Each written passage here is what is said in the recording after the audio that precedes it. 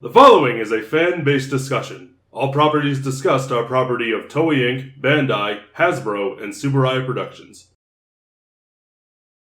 Hello everyone, welcome back to another episode of Tokutalk. Marcus and Jacob here to discuss our favorite moments in comedy. And also comedy in general in Toku, as it has played throughout the decades. Now, of course, everybody's going to end up finding something different when it ends up coming to comedy, because, you know, not everybody finds the same things funny. Of course. That'd be very boring if they did. But, yeah, let's just talk about comedy. We'll talk about some of our favorites, which we've done before, but we want to go a little bit more in-depth this time, especially because we see that comedy has definitely changed as time has gone along. It definitely helps now that we've watched a lot more Showa. I just finished watching Ultraman 66, of which there really isn't much comedy. No, and it's comedy, but I don't think in like a very intentional way. There are no jokes, let's put it that way. Yeah, I mean, you have that. I can't remember his name. At least to me, I didn't think there were. There's like the one guy who's like sort of there as a comic relief. What's the thing? You will have, because if we want to start there, you look back at something like Go Ranger, for example, and we have Key Ranger, who is kind of an oaf. He's overweight, he's always eating, he's always falling down, and they will have a comic relief character, but it's more so that character is treated like a joke rather than they actually tell jokes.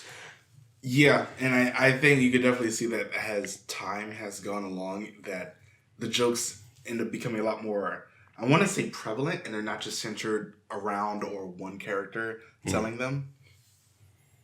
It's a weird thing, and I think like a weird epitome of this is the difference between Car Ranger and Go Ranger, and how, 10, 11 years difference there are in between those two shows? Because Car Ranger's comedy is a lot more situational. It's situational, it's character-based, it's also, the show itself is a spoof. Yeah. So we are dealing with, tropes that we've tackled before in other shows, but we are deliberately making light of them, deliberately making light of things like the sexy villainess, or the fact that we are a superhero team themed around cars, and the fact that our villain organization is essentially Space Biker Gang. Bozak. But then you have something like Go Ranger, in which the comedy is anime. It's very loud. It has a much more childish sense, I think might be the right word. It's very loud noises. It's a lot of loud noises. It's a lot of anime noises. It's a lot of over-exaggerated faces. Over-exaggerated faces and just like, blah, blah, blah, oh my goodness, what is all this? It's very cartoony. Yeah. Very cartoony, I think, is the better word. As opposed to Car Ranger, which is much, as you said, very situational, more comedy-based. It's very grounded. Situational in its way.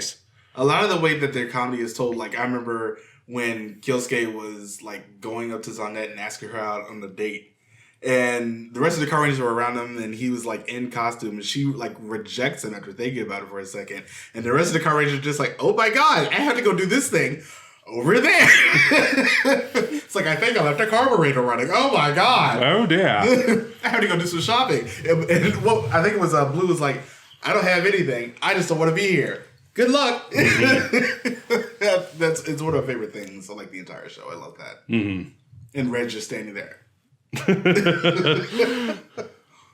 But Go Ranger in the reverse is just like, I remember more yelling. I think that was one of the biggest. I think that more speaks to the show itself than the comedy that it's trying to do, but it does bleed over into that. I think because you can't have one without the other in this case, because that is Go Ranger's whole thing. Is we're going to try and do a live action anime. We're going to have everything be as big as possible, as flamboyant as possible, as over exaggerated and super deformed as we can get it. Yeah. As we can stretch within the limitations of our budget and scope, and that is the result. The fact that they are real. They are real. But I think when it ends up coming to comedy is, as we go along, we start to see a lot less sexual harassment being used for comedic purposes. Looking at Ko from Die Ranger here. Very true. When he like grabs Ren's boob. Grabbing boobs, looking up skirts. Yes, a lot being of being a sex pest. Yes. Who is like 10. They've gotten away from that.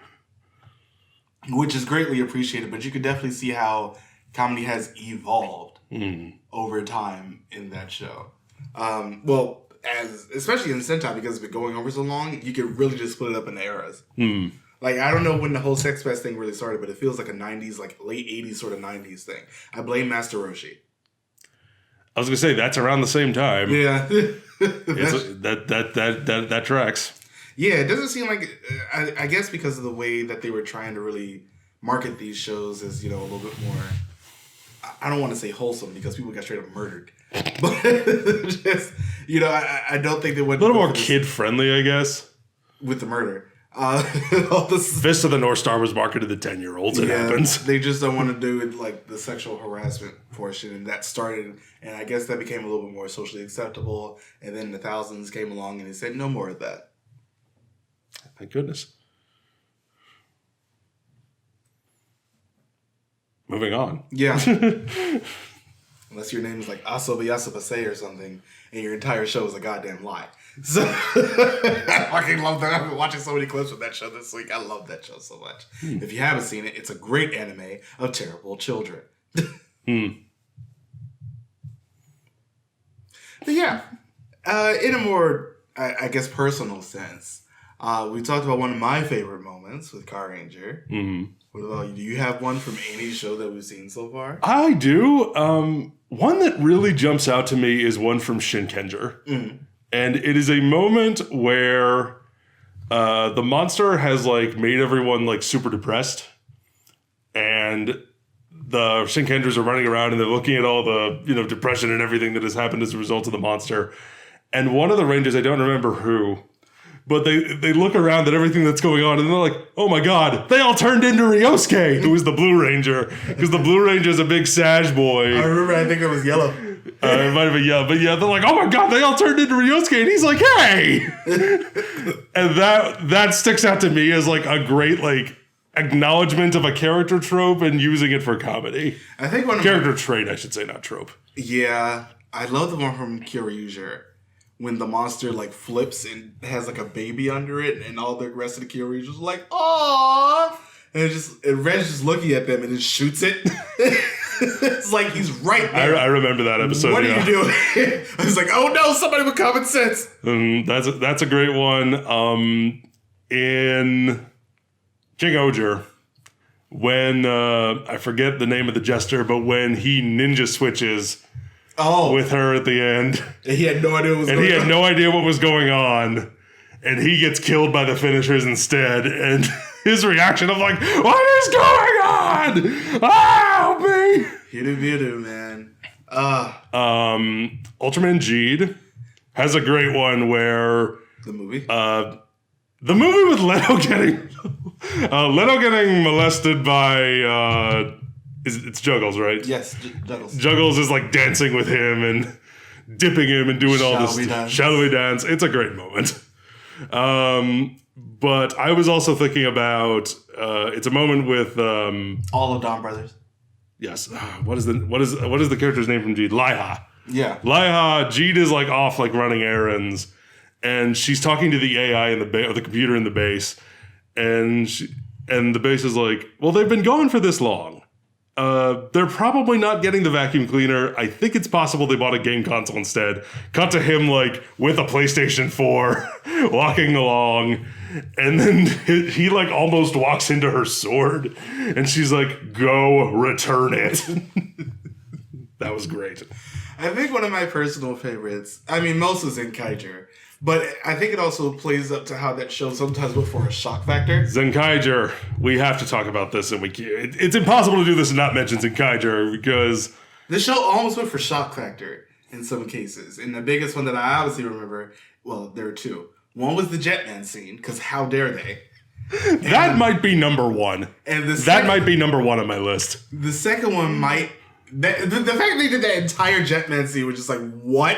The second one might end up being the one where they got bad luck. They see the one with the dead Rangers going up and they get shot and die. And then Yellow Fool comes over and stumbles to the Zenkaiger and just blows them up.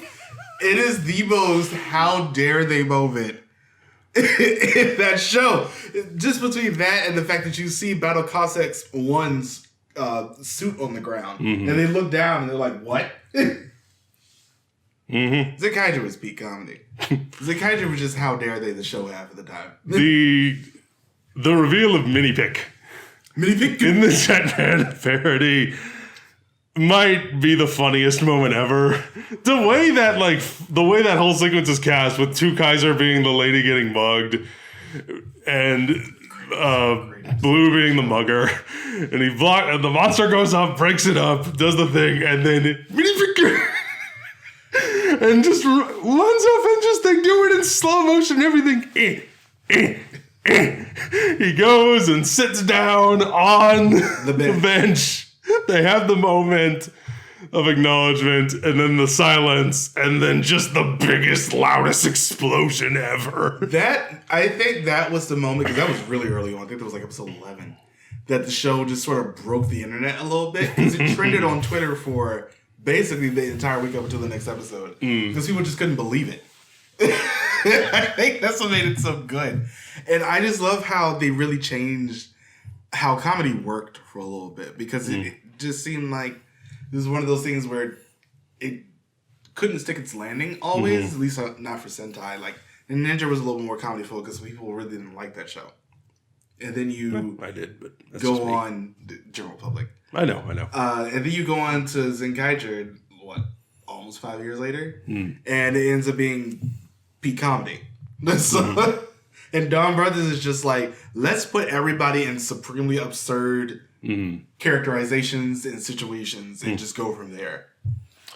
It's interesting because, like, in Sentai especially, we see this, how we go from having a comic relief character who is treated as a joke, and then we evolve that into the characters themselves have a lot of comedic moments.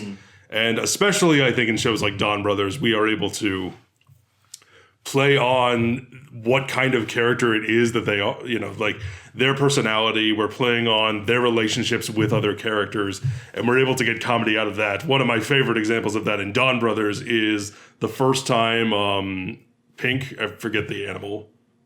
In Donbrothers? Oh, Kiji. Yeah, Kiji, thank you. The first time Kiji brother turns into a monster.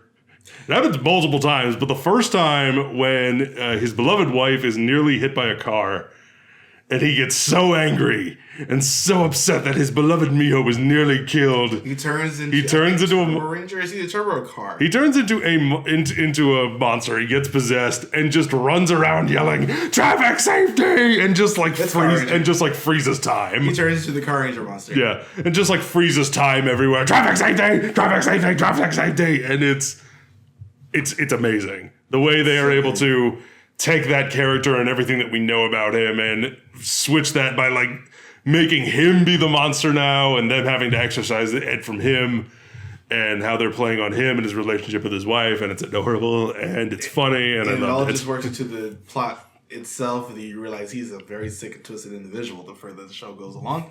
So he has a dark side. Very. God, the show is good. I can't wait for. I think it's out.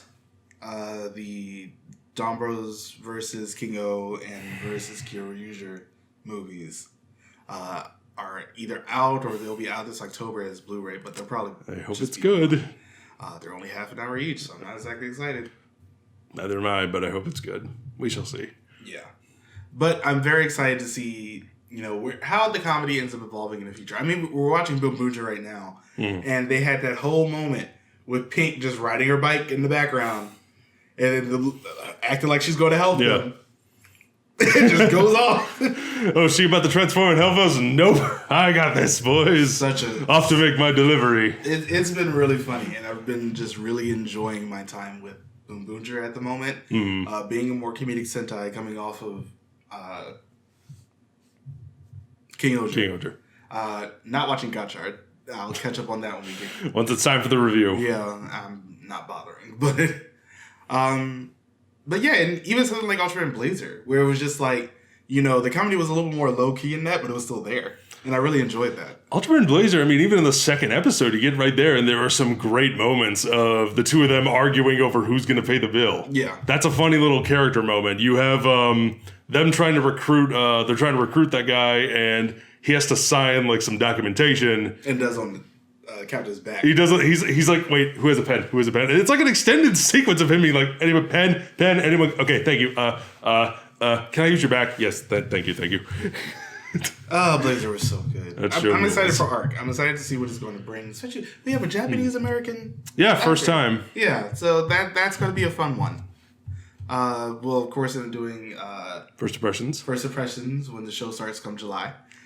So we're very excited to see what the things are going to bring in the future and whatever Rider ends up being after Gotchard. Yeah. Any other moments you want to mention before we do? Before we sign off? Because I've got one that definitely springs to mind. It's from the King Oger movie, the end credit sequence of.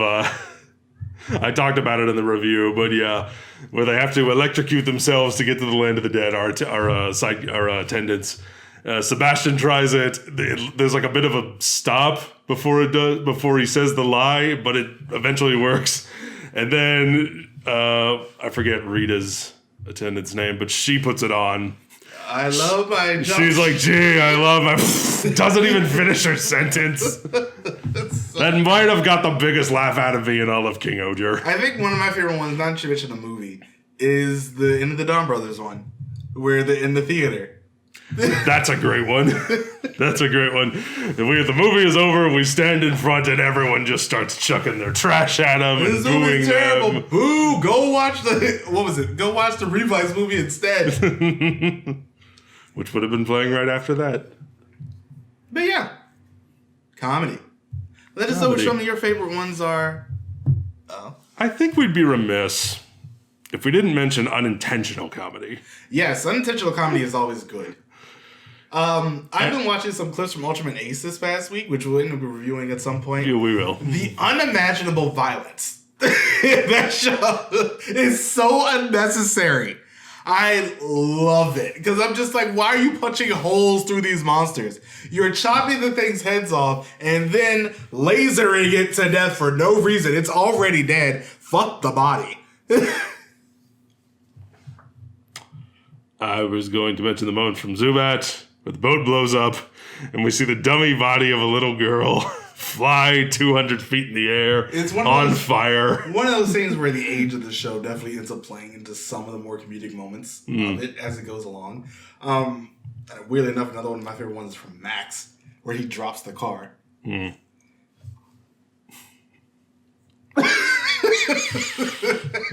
Good stuff.